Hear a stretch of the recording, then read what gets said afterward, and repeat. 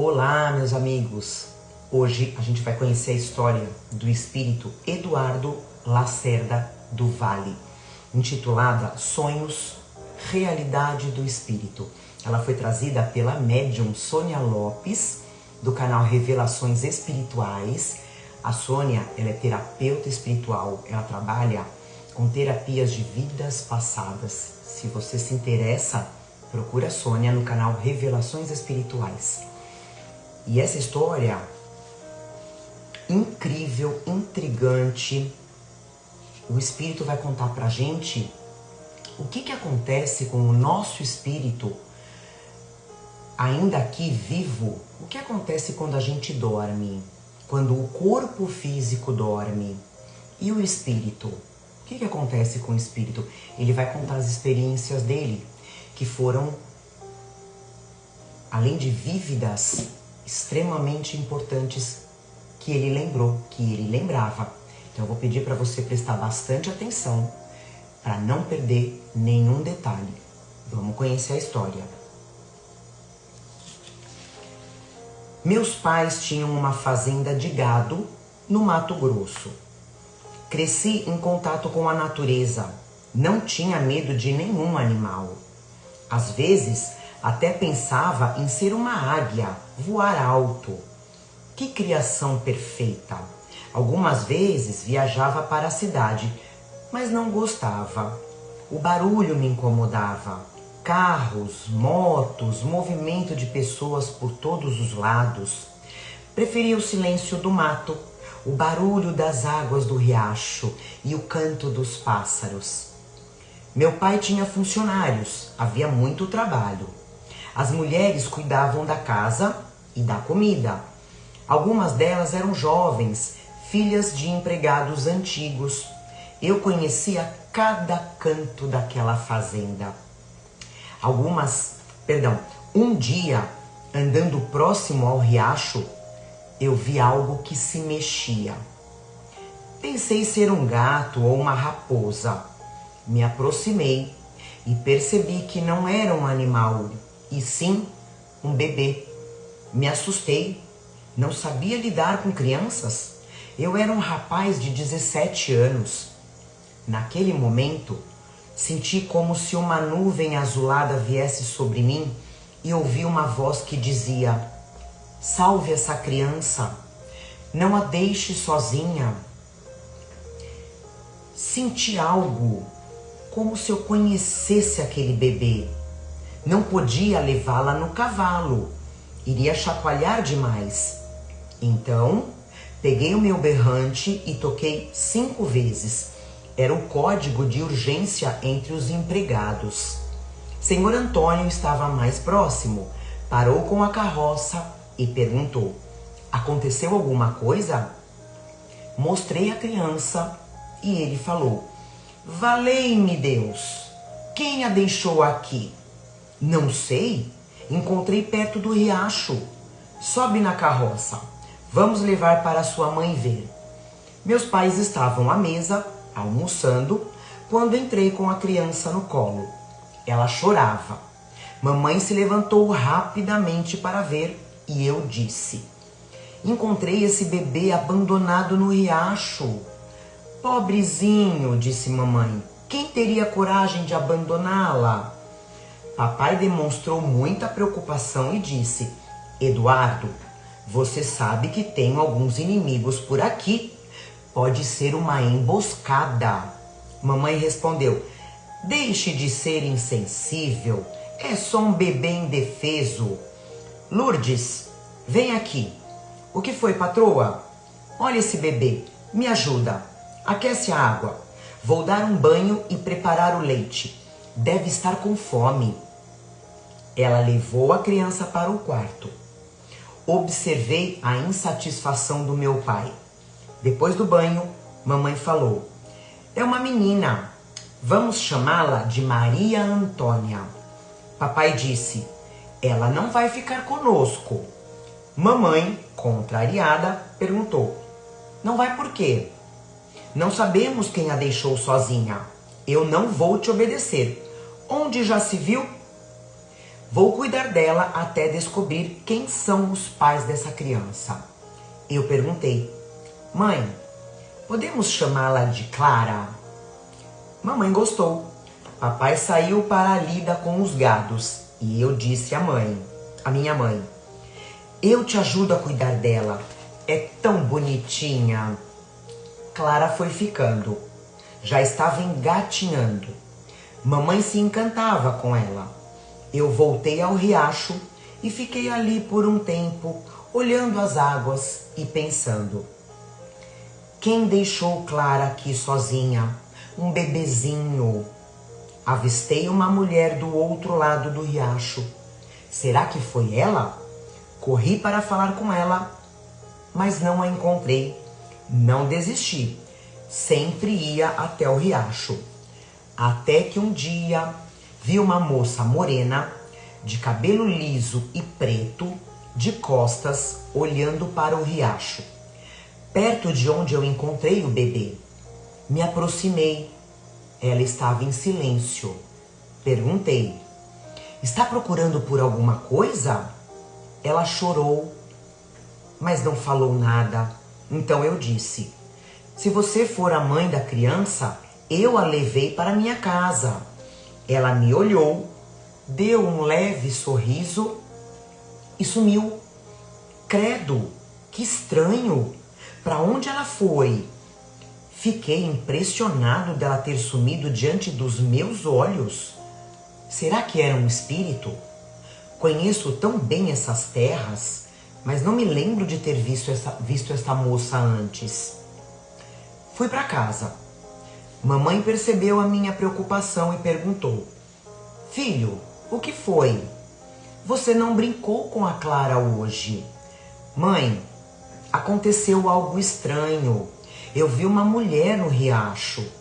Várias vezes, quando consegui me aproximar, ela não falava nada. Quando eu disse que o bebê estava na minha casa, ela chorou e sumiu. E você não foi atrás para ver onde ela morava? Eu respondi: não, ela sumiu diante dos meus olhos. Mamãe se arrepiou e disse: credo, filho, os funcionários sempre falam que nessa fazenda tem fantasma, que já viram muitos vagando. Como é possível alguém morrer e ficar vagando? Não entendo. Lourdes, que entrava na sala com uma bandeja de chá, falou: eu já vi muitos. Acho que até já me acostumei. Eles aparecem e somem. Eu lhe perguntei: você trabalha aqui há tantos anos, até mesmo antes do meu pai comprar essa fazenda. Conhece uma moça de pele morena, cabelos lisos, parecida com uma índia? Conheci, mas isso faz muito tempo. Ela faleceu no parto. A criança foi criada pelos avós. Você sabe onde esses avós moravam? Já faleceram. Essa menina tinha 20 anos quando eles morreram. Perguntei a Lourdes: todas essas pessoas que faleceram, para onde foram? Alguns ainda andam por aqui. Outros, nunca mais vi seus vultos. O tempo passou. Clara completava 2 anos e ninguém veio procurá-la. Por que eu a encontrei? Muitos trabalham nessa fazenda. Por que eu? Deve haver uma explicação para isso. Meu pai estava se habituando com Clarinha em casa. Eu precisava de respostas. Amei aquela criança desde que a vi sozinha no riacho. Andando pela fazenda, ouvindo o canto dos pássaros, sentei-me em uma pedra e senti que alguém se aproximava. Era uma senhora de semblante suave. Pensei ser uma funcionária da fazenda. Ela falou: quanta preocupação, meu jovem. Clara está bem protegida. Sim, ela está bem, mas preciso saber quem é a mãe dela. A senhora respondeu: Deus é perfeito em tudo o que faz. Ele trouxe Clara novamente para você. Olhei para ela tentando entender. Ela continuou. Você já viveu muitas vidas. Seu espírito é o mesmo. Cada vida ou cada encarnação é uma história. O espírito de Clara está ligado ao seu há muito tempo. Quem é a senhora e como me conhece? Bem, meu jovem, há muitos mistérios entre o céu e a terra. O mistério está em suas vidas passadas. Você era apaixonado por Matilde, uma moça muito rica. Ela o amava, mas o romance era escondido da família. Vocês pensavam em fugir. A prima a traiu, contando tudo aos pais. O pai de Matilde... Perdão, eu vou voltar uma frase que eu pulei. Ela o amava, mas o romance era escondido da família. Vocês pensavam em fugir. Matilde desabafou com Salete, sua prima, que estava apaixonada por Nestor e também queria fugir. A prima a traiu, contando tudo aos seus pais. O pai de Matilde exigiu que ela se casasse imediatamente com outro rapaz da mesma classe social. Ela não teve tempo de avisar Nestor que não fugiria mais. Nestor, que era você em sua vida passada, foi ao local do encontro e esperou por 3 dias, na esperança de que ela aparecesse. Mas ela não foi. Matilde estava grávida. Casou-se e o marido pensou que o bebê fosse dele. Você sofreu por toda a vida em silêncio. Passava horas olhando de longe Matilde e a filha. Envelheceu sem querer outra moça para casar. Suas dores emocionais eram profundas e por não se alimentar direito, enfraqueceu e desencarnou. Deus lhe deu a oportunidade de ter a sua filha novamente. Clara é o mesmo espírito daquela criança.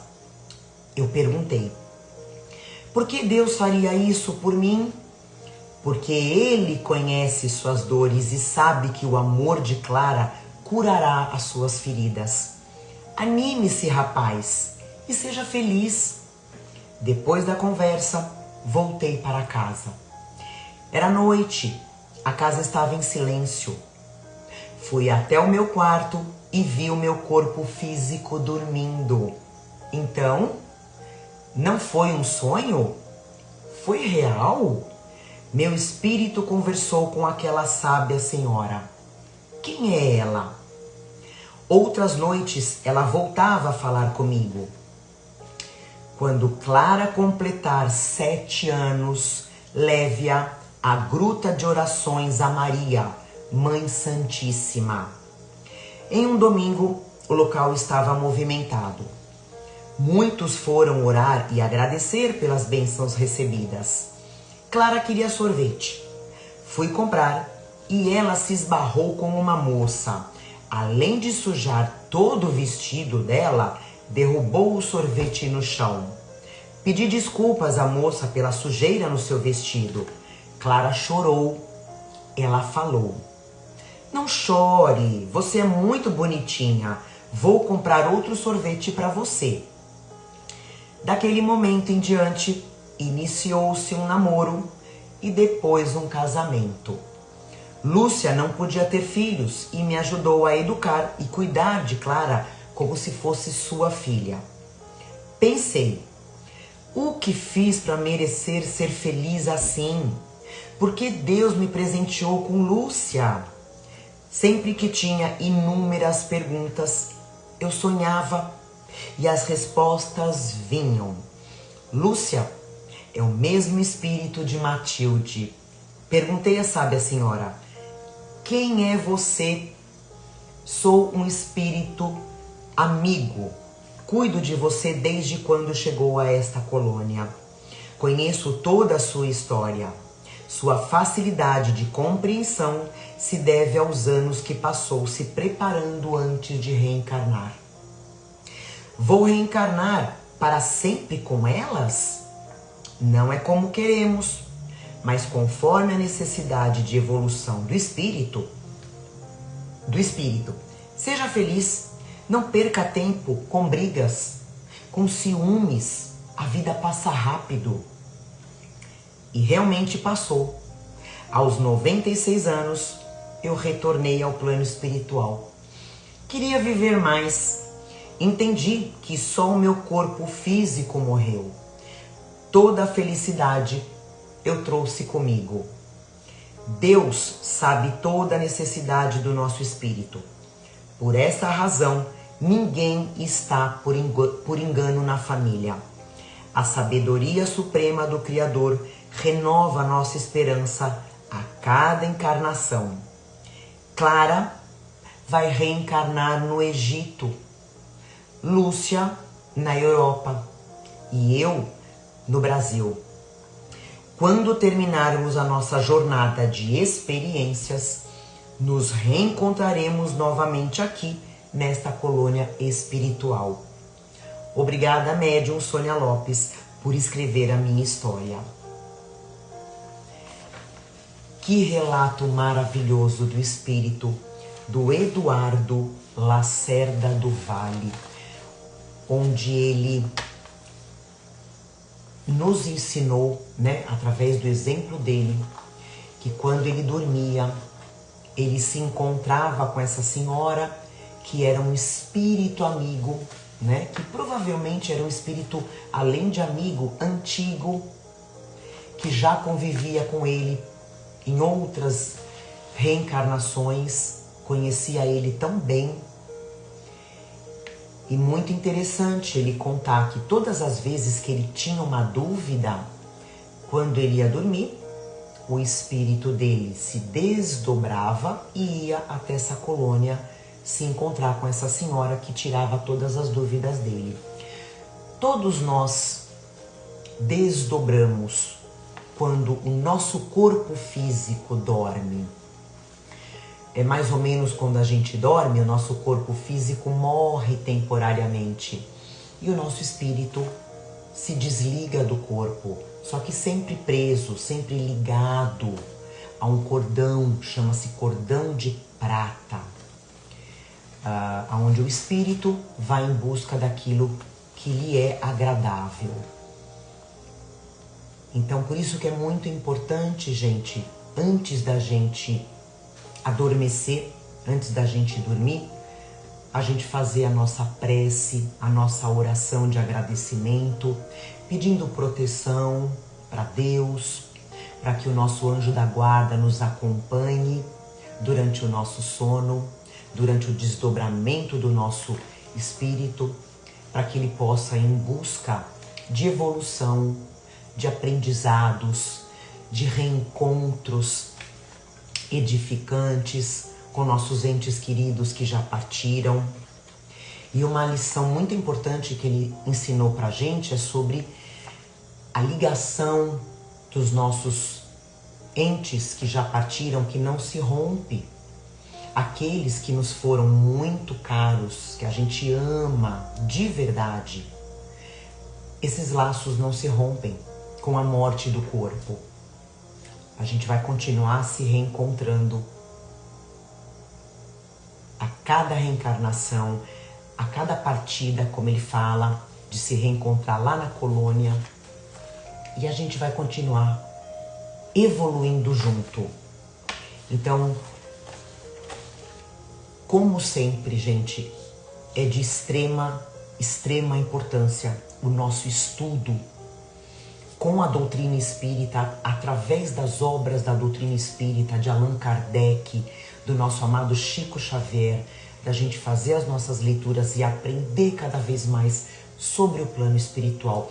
Como ele mesmo fala, o tempo passa muito rápido, o tempo voa. Quanto mais a gente tiver esses aprendizados melhor pra gente, tanto aqui na vida encarnados, como quando a gente fizer a nossa passagem.